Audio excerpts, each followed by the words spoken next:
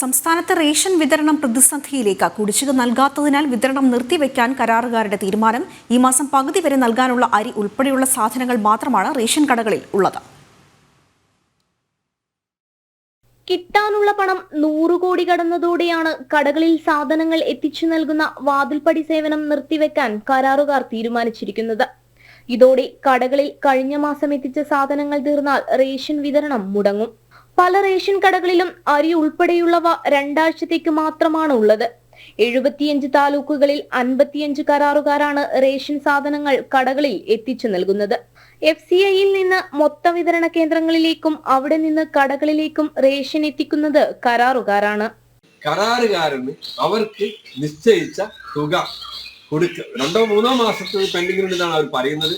ആ പെൻഡിങ് ഒഴിവാക്കി അവരുടെ പൈസ യഥാസമയം കൊടുക്കാൻ തയ്യാറാണ് സർക്കാർ. മുഖ്യമന്ത്രിയോടും ധനമന്ത്രിയോടും ഭക്ഷ്യമന്ത്രിയോടും എനിക്ക് ആവശ്യപ്പെടാനുള്ളതാണ്. കൂടാതെ റേഷൻ വ്യാപാരികൾക്ക് അതാത് മാസത്തെ പൈസ തൊട്ട മാസം, ഇപ്പൊ 2 മാസം കൂടുമ്പോഴാണ് ഞങ്ങളെ പൈസ എടുത്തത്, തൊട്ട മാസം ഒരു 10-ാം തീയതിക്കുള്ളിൽ കൊടുക്കാനുള്ള സംവിധാനം ഉണ്ടാവും. ഈ മേഖല വേറെ വരുമാന മാർഗങ്ങളില്ലാതെ ഇതുകൊണ്ട് ജീവിക്കുന്നവരാണ് റേഷൻ വ്യാപാരികൾ. അത് പ്രത്യേകം ഞാൻ പറയേണ്ടതില്ല, നിങ്ങൾക്ക് എല്ലാവർക്കും അറിയുന്ന വസ്തുതയാണ്. അതുകൊണ്ട് ബഹുമാനപ്പെട്ട മുഖ്യമന്ത്രിയോടൊക്കെ നേരിട്ട് പറഞ്ഞതാണ്.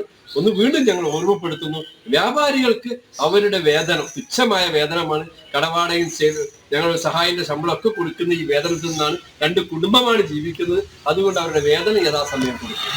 കൂടാതെ കരാറുകാരന് യഥാസമയം അവരുടെ പൈസ, അവരുടെ എന്താണോ അവരുടെ നിങ്ങൾ എഗ്രിമെന്റ്, ആ എഗ്രിമെന്റ് പാലിച്ചുകൊണ്ട് പൈസ കൊടുക്കാനും സർക്കാർ തയ്യാറാവണം. അതല്ലെങ്കിൽ അവരുടെ ഇടയ്ക്കിടയ്ക്കുള്ള പണിമുടക്ക് കൊണ്ട് റേഷൻ വിതരണം മുടങ്ങുന്ന ഒരു സ്ഥിതി ഉണ്ടാവരുത്.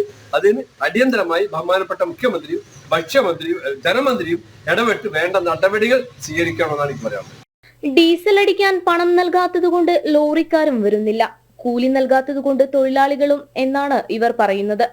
മുഖ്യമന്ത്രിക്കും ധനമന്ത്രിക്കും പരാതി നൽകിയിട്ടും നടപടി ഉണ്ടായില്ലെന്നും ഇവർ പറയുന്നു. കുടിശ്ശിക ഘട്ടം ഘട്ടമായെങ്കിലും നൽകാനുള്ള നടപടി ഉണ്ടായില്ലെങ്കിൽ സമരം ശക്തമാക്കാനാണ് കരാറുകാരുടെ തീരുമാനം.